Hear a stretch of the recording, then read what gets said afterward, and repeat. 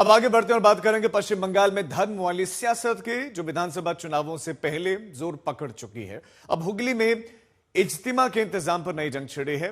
एक और बंगाल सरकार जो है जोरदार तैयारियां इसकी कर रही, तो दूसरी तरफ बीजेपी इसे तुष्टीकरण के चश्मे से देख रही है।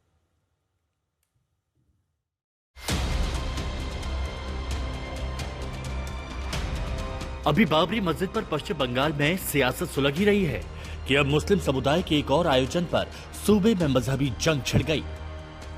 ये तस्वीरें पश्चिम बंगाल के हुगली की हैं, जहां इज्तिमा में शामिल होने के लिए मुस्लिम समुदाय का जत्था पहुंचा है।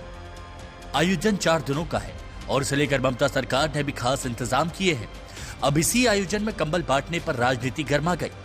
बीजेपी कह रही है कि जिस तरह से इज्तिमा में आए लोगों के लिए इंतजाम हुए हैं, वैसी ही व्यवस्था गंगा सागर मेले में पहुंचने वाले श्रद्धालुओं के लिए भी की जाए।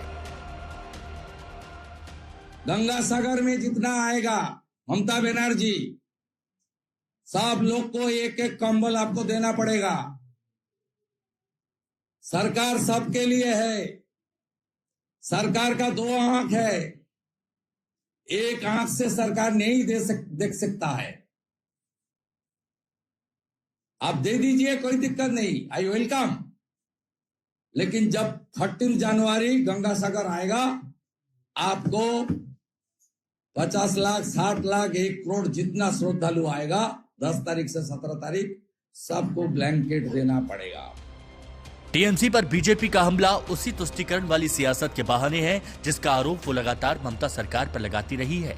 हालांकि टीएमसी लगातार ऐसे आरोपों का जवाब भी देती रही है। बंगाल की सियासत में धर्म वाली लड़ाई जोरों पर है। चुनाव से पहले धर्म के मुद्दे पर जबरदस्त तकरार दिख रही है।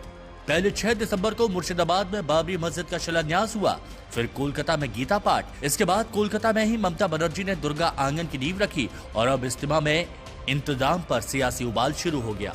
हालांकि सियासत के बीच ममता बनर्जी खुद को सेक्युलर बताती रही हैं।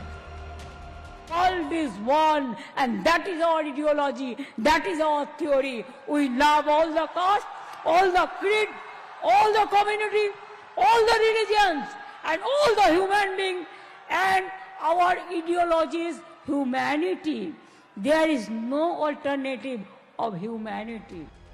लेकिन चुनाव से पहले हमले तेज हैं। बीजेपी टीएमसी में जबरदस्त तनातनी है। कोलकाता से इंद्रजीत कुंडू के साथ अनुपम मिश्रा, आज तक।